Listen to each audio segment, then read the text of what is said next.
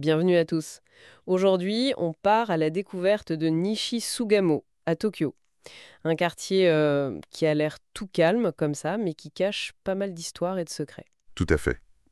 C'est dans l'arrondissement de Toshima, et oui, sous ces airs tranquilles, il y a des couches d'histoire assez étonnantes. Pour en parler, on s'est basé sur plusieurs choses. Des blogs sur les temples, un guide touristique assez pointu, des documents officiels, des sites web historiques et même des recherches locales. Oui, un bon mélange pour essayer de cerner le quartier. Notre but aujourd'hui, c'est vraiment de déterrer ensemble des récits un peu oubliés, des coins moins connus. On va se concentrer sur le passé et ce qui peut intéresser un visiteur curieux, quoi. Exactement. Aller au-delà des apparences. Alors, on commence par où? Peut-être l'époque Edo? Oui, bonne idée. Faut imaginer que Nishisugamo, c'était pas juste un village isolé. L'ancienne route Nakasendo passait par là. Ah oui, la Nakasendo, une des grandes routes qui reliait Edo, l'ancien Tokyo, à Kyoto. Ça devait être animé. Carrément. Un flux constant de voyageurs, de marchandises, de seigneurs, les daimyo. Et sur cette route, il y avait des étapes importantes. Koshinzuka, par exemple. Koshinzuka. Oui, un lieu de culte, mais aussi de repos. Certaines sources disent que ça date de 1502, c'est dire. Et juste à côté, à Sugamo même, il y a Koganji, avec son célèbre Togenuki Jizo, mais aussi Shinshoji. Shinshoji, ça me dit quelque chose. Normal, il abrite une des 6 grandes statues de Jizo qui marquaient les entrées d'Edo, les fameux Edo Rokujizo. Impressionnant. Et puis il y a ce quartier des temples, le Teramachi. C'est un peu une concentration de temples, c'est ça? C'est ça. Mais ce qui est intéressant, c'est que beaucoup ne sont pas d'ici à l'origine. Ah bon, comment ça?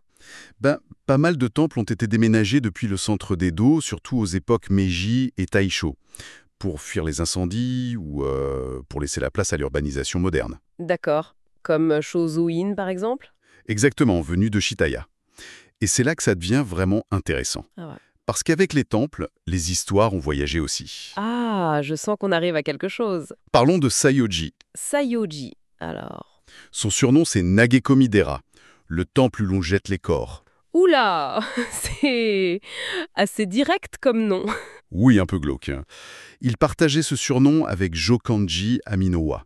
En fait, c'était le temple où finissaient les personnes sans famille, sans argent pour une sépulture. Et notamment, Et notamment les courtisanes du quartier de Yoshiwara, le quartier des plaisirs d'Edo. Quand elles mouraient sans ressources ou sans soutien, c'est là qu'elles étaient inhumées. Un peu à la va-vite. D'où le nom. d'accord. Et au milieu de tout ça, il y a un personnage clé, un moine, Dotetsu. Oui, Dotetsu. Un moine connu pour sa grande compassion. On l'appelait Dotetsu du talus, parce que son temple était près de la digue qui menait à Yoshiwara. Et lui, il s'assurait que ces défunts anonymes, y compris les courtisanes, reçoivent quand même des prières et une sépulture digne. C'était un geste fort à l'époque. Ah oui, un acte d'humanité important dans ce contexte.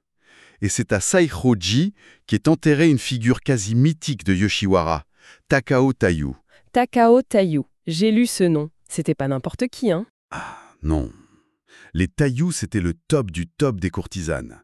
Belles, cultivées et artistes. Et Takao, c'était la plus célèbre. Son nom était même un titre prestigieux, transmis. Une nuit avec elle, on parle de 30 ryo. 30 rios. Ça représente quoi concrètement? Une fortune. Peut-être le salaire annuel d'un bon artisan, voire plus.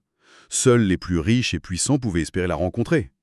Et sa légende est mouvementée, on va dire. Il y a des histoires de meurtres, de passion. Oui, c'est assez flou. Une version dit qu'elle a été tuée par le seigneur Deitsunamune parce qu'elle l'avait rejeté. Une autre parle d'une liaison passionnée entre eux. Et le lien avec Dotetsu, le moine? C'est l'histoire la plus touchante et peut-être la plus légendaire. On dit qu'elle aurait voulu être enterrée près de lui. Ce qui est troublant, c'est qu'ils sont morts à seulement 4 jours d'intervalle, en 1660. Ah oui, quand même. Coïncidence. Difficile à dire. Certains récits un peu romancés imaginent même qu'ils se connaissaient, que Dotetsu l'aurait aidé.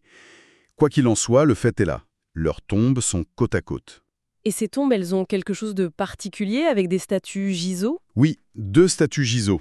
Et la bizarrerie, c'est que celle de Dotetsu est décrite comme plutôt avenante, souriante même. Mais celle de Takao, Oui. elle est réputée assez ingrate, presque une caricature. Pour la plus belle femme d'Edo, c'est pour le moins curieux. Et hors de l'artiste, vengeance, mystère. Et ça, on peut le voir, c'est un des trésors cachés? Carrément. Les stèles Gizo elles-mêmes sont un point d'intérêt. Et dans le cimetière, cherchez une lanterne en bronze avec les inscriptions Tsushi Dotetsu et Nagekomidera, un témoin de cette histoire. Et il y aurait même une histoire de Manekineko, le chat porte-bonheur, lié à ce temple.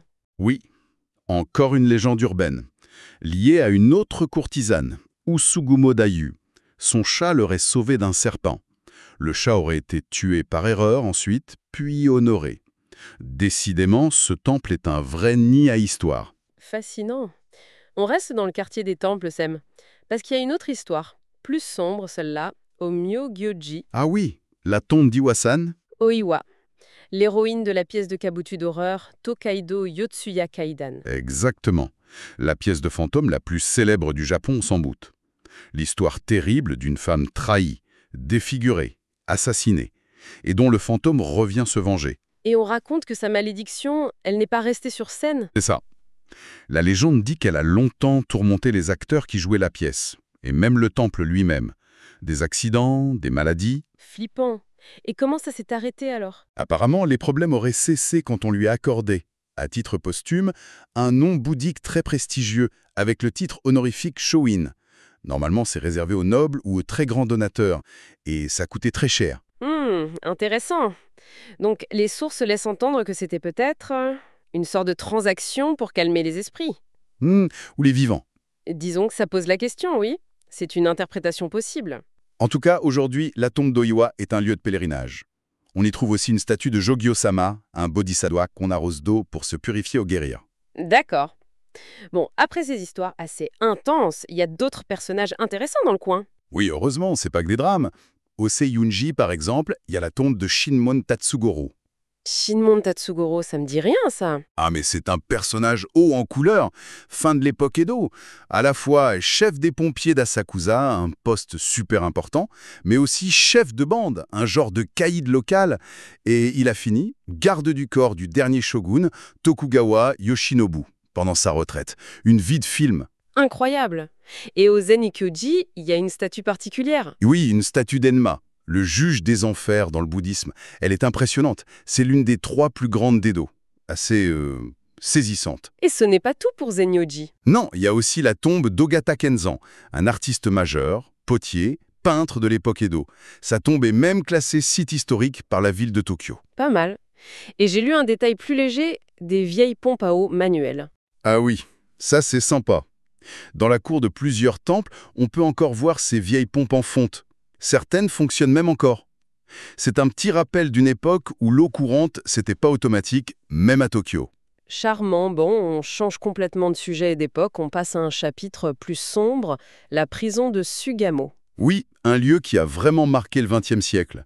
Construite à l'ère Meiji, mais c'est surtout après la Seconde Guerre mondiale qu'elle est devenue tristement célèbre. C'est là qu'ont été détenus les criminels de guerre japonais. Exactement. Jugés par le tribunal de Tokyo, des figures comme l'ancien Premier ministre Hideki Tojo y ont été emprisonnés et pour certains exécutés. Un lieu chargé d'histoire, mais une histoire lourde. Et aujourd'hui, si on va sur place? Aujourd'hui, plus rien. La prison a été démolie en 1971. À la place, il y a l'immense complexe Sunshine City. Le gratte-ciel, le centre commercial, Voilà. et juste à côté, le parc Higashi Ikebukuro Chuo-koen. Faut vraiment faire un effort d'imagination pour se représenter la prison à cet endroit. Il reste quand même une trace, un mémorial. Oui, dans le parc, il y a le monument pour la paix éternelle, Eikyu Reiwa Kinenhi. C'est assez discret, sobre, une sorte de réponse silencieuse à ce passé, un appel à la paix. Beaucoup de gens qui vont à Sunshine City ne le remarquent même pas, je pense. Une de nos sources, très détaillée, parlait de traces encore plus cachées, pour les passionnés. Ah oui, cette source mentionne des trucs assez pointus, genre on pourrait apercevoir un bout des fondations de la prison au sous-sol B2 de Sunshine City, ou une boutique d'antiquités qui servirait à un curry de la prison. Un curry de la prison, sérieusement. Apparemment, et même une fête locale avec des lanternes faites à partir de briques récupérées de la prison. Mais bon. Ça semble un peu difficile à vérifier, non? Très confidentiel. Oui, c'est probablement plus du folklore local ou des initiatives très ponctuelles. peut-être lié à cette fameuse société de préservation de la mémoire de Nishisugamo, dont parle cette source. Ça montre surtout à quel point la mémoire du lieu est tenace, même sous des formes inattendues. Au-delà de la prison, le quartier a aussi souffert des bombardements de 1945. Comment il s'est relevé? Les sources soulignent une chose, la force de la communauté. Après les destructions, les habitants n'ont pas attendu, ils se sont entraidés. C'est l'esprit du Jijo, compter sur soi, et Gojo, l'entraide. Ils ont déblayé, partagé, reconstruit ensemble. Et cet esprit-là, on le sent encore aujourd'hui? Peut-être de manière plus discrète. Certains disent que les kisaten, ces vieux cafés un peu hors du temps, Ah oui, les cafés traditionnels japonais? voilà, ils seraient un peu les héritiers de ça. Plus que des cafés, ce sont des lieux de vie, de liens sociaux pour les habitants du quartier. Une certaine chaleur humaine qui viendrait peut-être de cette époque de reconstruction solidaire. Intéressant. Alors, passons à la vie locale plus actuelle. On ne peut pas parler de Sugamo Nishisugamo sans mentionner Jizo-dori. Ah, la Sugamo Jizodori Shotengai. Le Harajuku des grands-mères, comme on l'appelle. C'est une rue commerçante hyper populaire, très animée. Pourquoi ce surnom? Parce qu'elle attire une clientèle plutôt âgée, mais elle est très vivante. Son succès vient du temple Koganji tout proche, avec son Togenuki Jizo qui est censé guérir les douleurs. Il y a des centaines de boutiques, une ambiance unique, très traditionnelle, et elle a même sa mascotte, Sugamon, un petit canard blanc. Et côté gourmandise, qu'est-ce qu'il ne faut pas rater? Il y a des spécialités? Oh oui, deux choses surtout. Les dango, ces brochettes de boulettes de riz gluant, leur forme ronde symboliserait l'harmonie familiale. C'est lié au culte de Kishimojin, une déesse protectrice des enfants. D'accord, les dango. Et l'autre? Le shiodaifuku, c'est un mochi, une pâtisserie de riz gluant, fourrée à la pâte de haricots rouges sucrés, l'anko. Mais la particularité ici, c'est que l'enveloppe de riz est légèrement salée. Ce mélange sucré-salé, c'est très typique de Sugamo. Faut goûter, hein. Noté. Autre fierté locale, et ça m'a surprise en préparant, les cerisiers Somei Yoshino, les plus connus au Japon. Ils viendraient d'ici. Eh oui, c'est assez fou, mais c'est vrai. Cette variété, celle qu'on voit partout au printemps, a été créée ici, dans l'ancien village de Somei, qui faisait partie de Sugamo à la fin de l'époque Edo. Mais comment? Par les horticulteurs locaux. La région était réputée pour ça. Ils ont fait des croisements, des hybridations, et hop, le Somei Yoshino est né. Incroyable. Et on peut retrouver cette histoire sur place. On peut se balader dans le quartier résidentiel de Somei, vers les gares de Komagome ou Sugamo. Il y a encore quelques vieilles pépinières, des boutiques d'horticulture. Ou juste, au printemps, admirer les cerisiers le long de la voie ferrée JR-Yamanote entre Sugamo et Komagome. Ils sont nés là. C'est une belle histoire. Les sources mentionnaient aussi des détails plus anecdotiques. Une vieille plaque d'égout. Ah oui, ça c'est pour les fétichistes d'archéologie urbaine. Une plaque d'égout qui daterait d'avant 1932, quand Nishisugamo était une municipalité indépendante, Nishisugamo Town. Un petit rappel discret des couches d'histoire sous nos pieds. Et cette source un peu mystérieuse, elle avait d'autres trésors très spécifiques? Oui, elle parlait d'un réseau de 137 statues Jizo dans le quartier, avec leurs petits vêtements cousus main. Ou d'un café où on pourrait écouter des enregistrements de moteurs d'avion zéro, ou même d'un atelier qui conserverait des montgolfières en papier washi datant de la guerre. Bon, là, ça devient vraiment très pointu. Limite légendaire, peut-être. C'est possible. Ça relève sans doute d'une exploration très poussée, peut-être via cette fameuse société de préservation. C'est plus pour montrer la profondeur potentielle des découvertes.